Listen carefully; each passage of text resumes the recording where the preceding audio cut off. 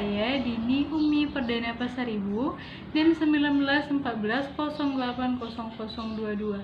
Nah, video ini dibuat untuk memenuhi tugas dari mata kuliah Program Pengembangan Pembelajaran Fisika dengan dosen pengampu Ibu Pipi Deswita MPD.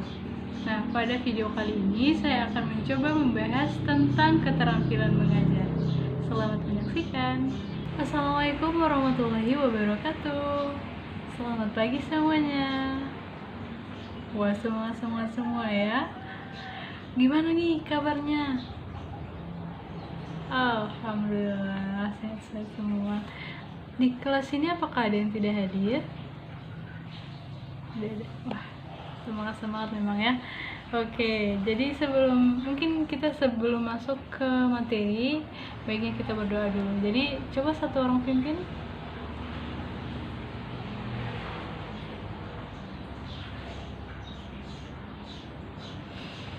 Baiklah.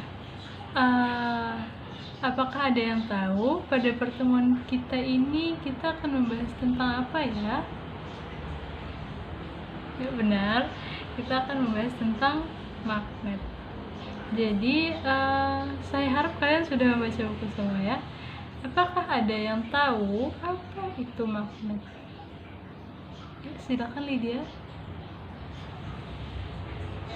Ya benar. Jadi magnet itu adalah benda yang memiliki kemampuan menarik benda yang ada di sekitarnya.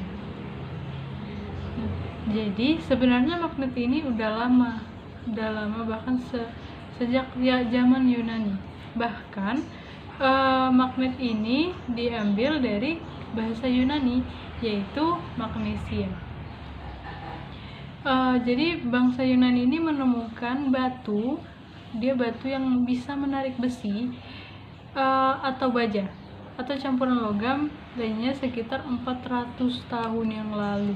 Jadi magnet adalah benda yang dapat menarik benda lain sekitarnya yang memiliki sifat kemagnetan seperti besi atau baja ya.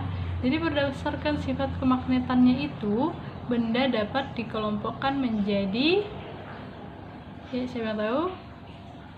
Ya, jadi benda dapat dikelompokkan menjadi benda magnetik dan non-magnetik. Jadi benda magnetik ini adalah benda yang dapat ditarik magnet. Misalnya benda yang terbuat dari logam. Benda non-magnetik adalah benda yang tidak dapat ditarik oleh magnet. Biasanya benda dari bahan plastik, kayu, kain, dan gabus. Jadi untuk benda yang magnetik yang dapat ditarik oleh magnet itu dapat dikelompokkan menjadi benda ferromagnetik, paramagnetik, dan diamagnetik. Jadi kalau ferromagnetik itu yang dapat ditarik kuat oleh magnet, benar-benar kuat. Misalnya itu besi, baja. Tapi kalau misalnya paramagnetik itu bisa ditarik tapi lemah dianya. Misalnya ada platina atau aluminium, dan yang terakhir adalah diamagnetik. Kalau diamagnetik itu benda yang ditolak lemah oleh magnet. Misalnya seng, bismut. Jadi udah paham ya? Ada yang bisa ditarik kuat, ada yang bisa ditarik tapi lemah, ada yang ditolak juga tapi lemah. Yaitu paramagnetik, diamagnetik, dan ferromagnetik. Jadi ferromagnetik itu yang dapat ditarik kuat oleh magnet. Jadi magnet itu juga memiliki dua kutub. Siapa yang tahu? Ya benar ya, kutub utara dan kutub selatan. Jadi gaya tarik terkuat di kutub ini yang menyebabkan benda-benda berkumpul di kutub magnet. Kutub sejenis pada magnet akan tolak menolak, sedangkan kalau kutubnya itu tidak sejenis atau berbeda akan saling tarik menarik. Jadi sifat magnet yang terakhir adalah dapat berputar bebas di udara secara horizontal. Misalnya apakah Anda pernah mendengar magnet elementer? Magnet elementer ini maksudnya magnet-magnet kecil yang menjadi penyusun suatu magnet. Setiap magnet ini disusun oleh magnet-magnet kecil yang memiliki sifat yang sama dengan magnet, yaitu memiliki dua kutub utara, memiliki dua kutub, yaitu kutub utara dan kutub selatan. Jadi suatu benda yang bukan magnet dapat memiliki sifat kemagnetan dengan 3 cara. Jadi kita bisa membuat benda itu memiliki sifat kemagnetan. Jadi bukan hanya magnet yang asli saja, tapi benda itu juga kita bisa buat mempunyai sifat kemagnetan. Jadi ada cara-caranya ya. Yang pertama ada 3 cara. Yang pertama adalah dengan cara gosokan, induksi, dan elektromagnetik. Dan untuk cara yang digosok, itu caranya magnet itu kita gosokkan dengan benda yang bukan magnet, benda yang ingin kita inginkan sifat kemagnetannya. Tapi untuk menggosoknya itu harus searah, jangan bolak-balik, biar magnet elementer yang terdapat pada benda itu letaknya teratur dan searah, sehingga benda yang akan memiliki sifat magnet yang mana ujung benda memiliki kutub yang berlawanan dengan kutub magnet yang kita gunakan untuk menggosok benda tersebut. Jadi yang cara pertama adalah menggosok. Yang cara kedua adalah induksi. Nah, induksi ini kayak seperti mendekatkan benda yang bukan magnet ini dengan magnet. Saat didekatkan, benda akan terpengaruh atau terinduksi magnet yang menyebabkan letak magnet elementer pada benda teratur dan mengarah ke satu arah benda dan akan menjadi magnet, sehingga dapat menarik paku yang berada di dekat ujung benda yang berdekatan dengan kutub magnet. Akan terbentuk kutub yang selalu berlawanan apabila kutub selatan magnet berdekatan dengan ujung magnet.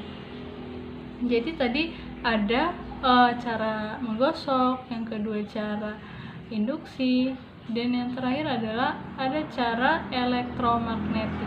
Nah, kalau cara elektromagnetik ini caranya mengaliri arus listrik DC atau mengaliri arus listrik yang searah.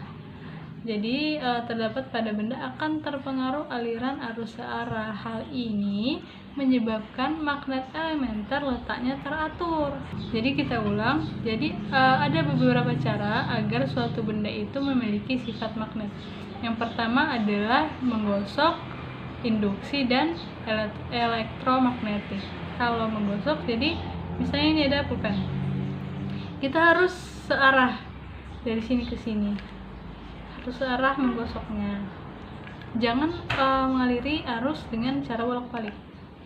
Jadi itu tidak bisa, tidak akan menempel sifat kemagnetan dari magnet ini ke benda tersebut. Jadi harus searah.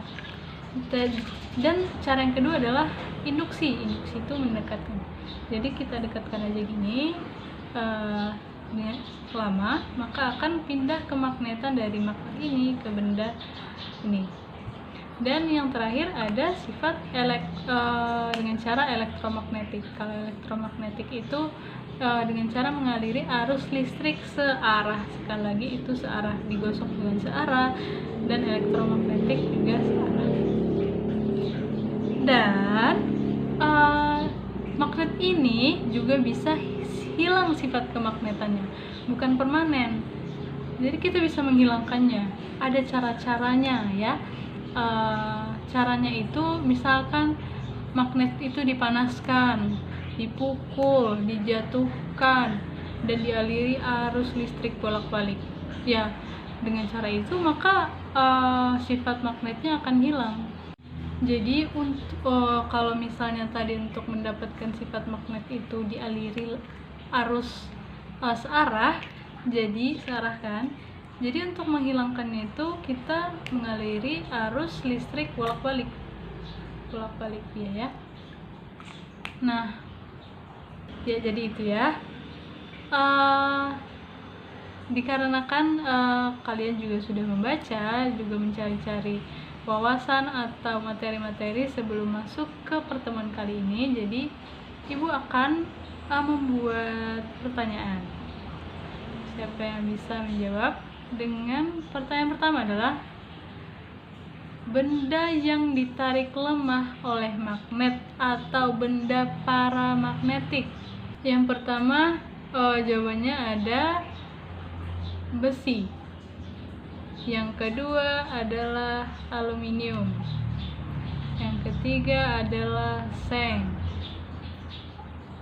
Dan yang keempat adalah baja. Jadi siapa yang bisa menjawab? Ya, Salsa. Ya, yang kedua ya. Jadi jawabannya adalah aluminium. Ya, bagus ya Salsa ya. Oke, selanjutnya. Oke, pertanyaan selanjutnya. Kenapa tidak semua benda dapat ditarik oleh magnet? Kenapa? Anggap ini magnet. Kenapa magnet ini hanya mau menarik besi? Misalkan ini besi. Kenapa magnet tidak bisa menarik pulpen? Apa alasan yang tepat kenapa tidak semua benda dapat ditarik oleh magnet? Seperti pulpen ini. Ini memang bukan magnet, tapi kita anggap saja ini magnet. Kenapa magnet ini tidak bisa menarik pulpen? Tidak bisa menarik kertas, tidak bisa menarik kain, tidak menarik. Kenapa? Siapa yang bisa menjawab?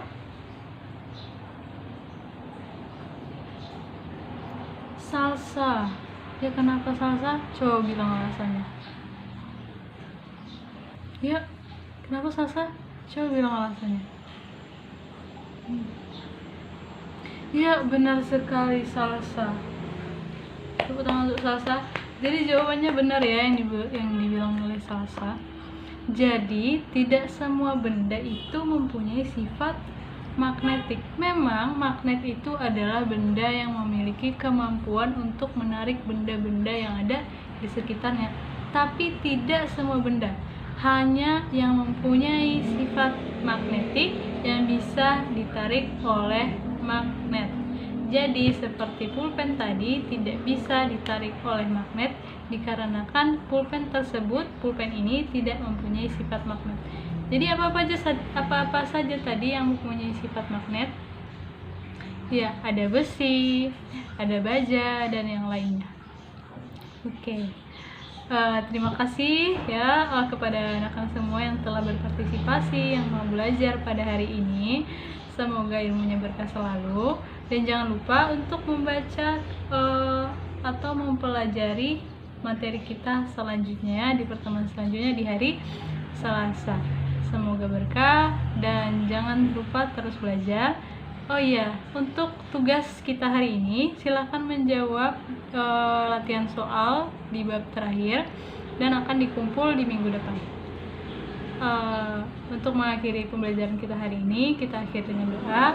Silakan untuk satu orang untuk memimpin doa.